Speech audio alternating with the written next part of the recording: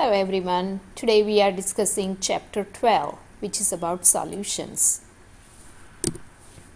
In this chapter, we'll discuss how solution made and what are the parts of the solution. So solution is composed of two parts, the solute and the solvent. Solute, it is in a small amount. For example, the gas or solid in a solution of a gases or solids, or the components present in a smaller amount. For example, salt, pinch of salt in a glass of water.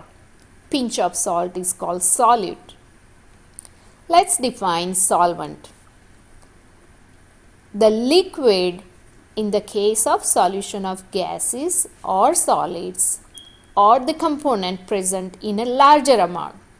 For example, pinch of salt in a glass of water.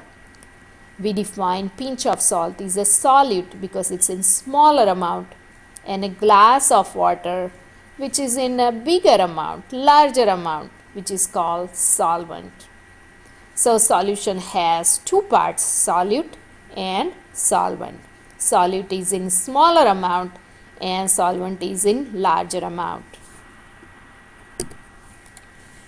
Now let's define miscible solution and immiscible solution. Here you can see in this figure acetone and water.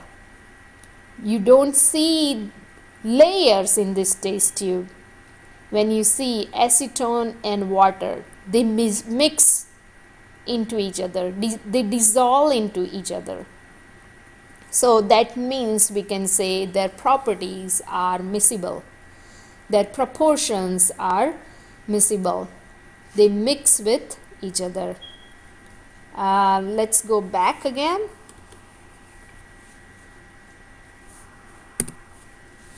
Alright, now on this side, right side, you can see water and methylene chloride. Water is at the top and methylene chloride is at the bottom. When you see these fluids, they do not dissolve in each other. They call immiscible. Here you can see green color, methylene chloride is at the bottom and water molecules are on the top. So it's called immiscible.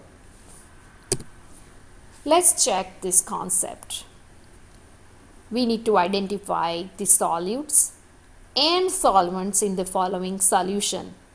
Let's take A, 80 grams of chromium and 5 grams of MO. Now we need to define which one is solute and which one is solvent. As we learned earlier, 5 grams is smaller compared to 80 grams. So we can define 5 grams of molybdenum is the solute and the 80 grams, which is larger amount of chromium, is the solvent. Let's take an example B. 5 grams of MgCl2 dissolved in 1000 grams of H2O. You can see 5 grams, smaller amount of MgCl2, we can define as a solute. And 1000 gram of H2O, we can define as a solvent. Let's take an example of C. 39% N2, 41% argon, and the rest O2. Here you can see O2 and N2 are solutes and argon is solvent. Why? Because 41%, which is larger than 39, and O2, remaining O2. So that's how we define solute and solvent.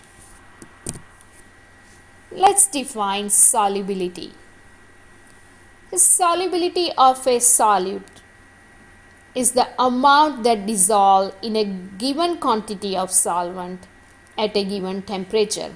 We can define solubility. That means some solute are soluble in a certain solvent some solutes are not soluble in a certain solvent at a given temperature, at a given quantity. Now let's define types of solution. First, saturated solution. This solution contains maximum amount of solute that will dissolve in a given solvent at a specific temperature. Let's say, for example, there is a 23 grams of NaCl dissolved in 1 liter of water. So that means the capacity is only 23 grams. Let's talk about unsaturated solution. An unsaturated solution contains less solute than the solvent has the capacity to dissolve at a specific temperature. In previously we said 23 grams of NaCl in 1000 grams of water or 1000 milliliter of water. If we have less than 23 grams of NaCl, whatever the solution we can make, it's unsaturated. Means whatever the solvent capacity and we are adding solute less than its capacity, then we can call its unsaturated solution.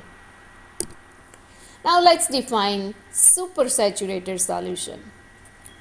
Supersaturated solution contains more solute than it's present in a saturated solution at a specific temperature. In the first one, solvent capacity, we define 23 grams of NaCl in 1 liter of water. If we add 25 grams of NaCl or 30 grams of NaCl in 1 liter of water, that means we are exceeding its capacity. And whatever the solution we make is supersaturated solution. So let's take an example. Sodium acetate crystal rapidly form when a seed crystal added to a supersaturated solution of sodium acetate. Here are figures. You can see initially we dropped. In this second figure, it started forming crystals, and in the third picture, you can see it's growing and becomes supersaturated solution of sodium acetate.